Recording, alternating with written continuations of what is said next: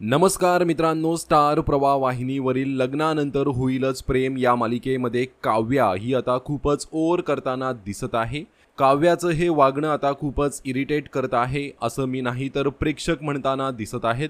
काव्याचं पार्थ सोबत लग्न झाल्यामुळे ती तिची बहीण नंदिनी असो किंवा घरातील कोणताही सदस्य असो, ती कोणालाही डोळ्यात बघत नाहीये। ती सतत त्यांचा रागराग करताना दिसत आहे। त्यामुळेच आता काव्याचं हे वागणं पाहून प्रेक्षकांनी संताप व्यक्त केला आहे। नुकताच या मालिकेचा एक प्रोमो समोर आलाय, ज्यामध्ये आपण पाहू शकतो की पार्थ आणि जीवाच्या आईने त्यांच्या लग्नाची फोटो फ्रेम म्हणून आणलेली असते।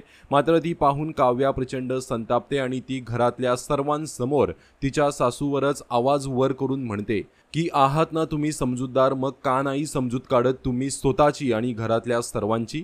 यावर नंदिनी तिला म्हणताना दिसते की काव्या शांत बस, त्या आपल्या सासूबाई आहेत आणि आपण इथे त्यांच्याशी सहमत नाही आहोत म्हणून त्यांचा अपमान करायचं हे चुकीचं आहे आणि तुझी चूक मी तुला दाखवूनच राहणार असे म्हणत नंदिनी काव्यावर संतापते। आणि मालिकेचा हाच प्रोमो पाहून अनेक प्रेक्षकांनी आता काव्यावर संताप व्यक्त केला आहे। ही काव्या आता जरा जास्तच ओव्हर ॲक्टिंग करायला लागली आहे।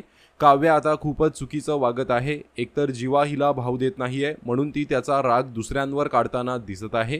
जीवा तिला बोलत होता की सांगू काव्या आपण फॅमिलीला, तेव्हा नाही म्हणाली आणि आता नाटक करते। आती पागल झाले ही काव्या असे म्हणत प्रेक्षक आता काव्याला वाईटरित्या ट्रोल करत आहेत। तर काही प्रेक्षकांनी काव्याचं कॅरेक्टर आता का खराब दाखवलं जात आहे असं म्हणत मालिकेच्या मेकर्सवर ही टीका केली आहे। तर तुमची या मालिकेसंदर्भात काय प्रतिक्रिया आहे कमेंट करून नक्की सांगा। धन्यवाद।